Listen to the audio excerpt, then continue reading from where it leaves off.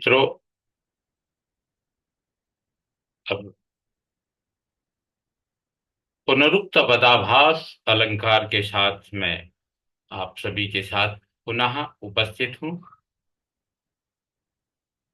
पुनरुक्त पुनरुक्त पदाभास अलंकार यद्यपि पुनरुक्ति अलंकार के नाम से सभी प्रयोग करते हैं, लेकिन शास्त्रों में इसको पुनरुक्त पदाभास अलंकार कहा गया है।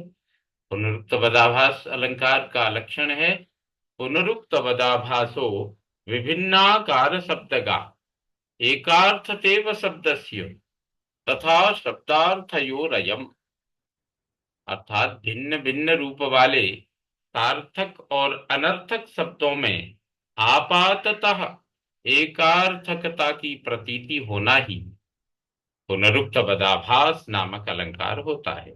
अर्थात पुनरुक्ति सी प्रतीति होती है, किंतु वस्तुतः होती नहीं है। इसका उदाहरण देखिए। अरिवध देह शरीर सहसा रतिसूततुरगपादातः भाति सदा न त्यागः स्थिरतयामवनितल तिलकः। जो शत्रु विनाशिनी अरिवधदा, अरवधि देह शरीरा अरिवधदा, जो शत्रु विनाशिनी चेष्टा यानी ईहा वाले बाणयुक्त शरीर योद्धाओं को प्रेरित करने वाला।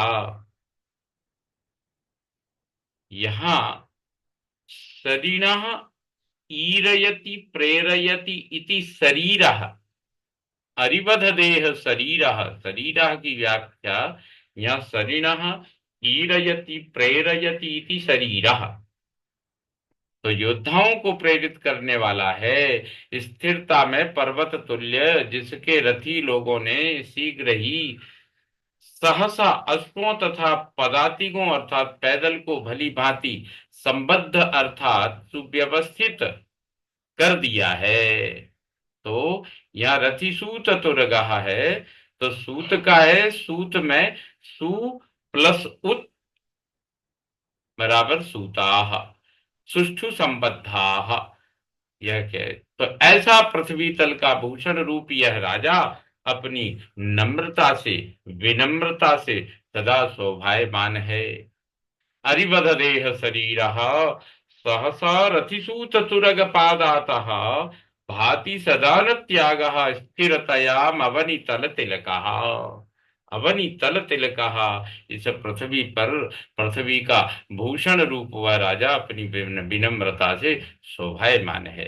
प्रस्तुत पद्य में देह शरीर, सूत और सारथी और दान त्याग आदि शब्दों की आपाततः पुनरुक्ति सी होती है, किंतु अंत में पुनरुक्ति नहीं रहती है। ये शब्द सभी सभंग हैं, इसलिए यह शब्दनिष्ठ सभंग पुनरुक्त पदाभास का भी उदाहरण हो सकता है। तो अर्थात यह पुनरुक्त पदाभास का उदाहरण है।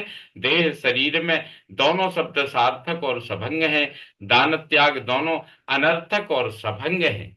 इनमें से किसी का परिवर्तन कर देने पर यह अलंकार नहीं रह सकता।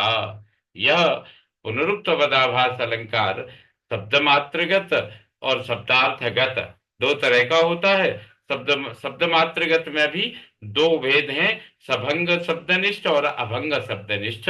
इस प्रकार से इस अलंकार का यद्यपि हम सामान्यतया प्रयोग कम देखते हैं, लेकिन पुनः हम सबको जब अलंकार शास्त्र की चर्चा आती है तो इनसे जुड़ना हमारा परम लक्ष्य है, इसलिए यह प्रस्तुत किया। आशा है ये आपके लिए उपयोगी होगा। इन्हीं इस प्रस्तुति के साथ मैं विदा लेता हूं। सर्वेभ्यो नमो नमः।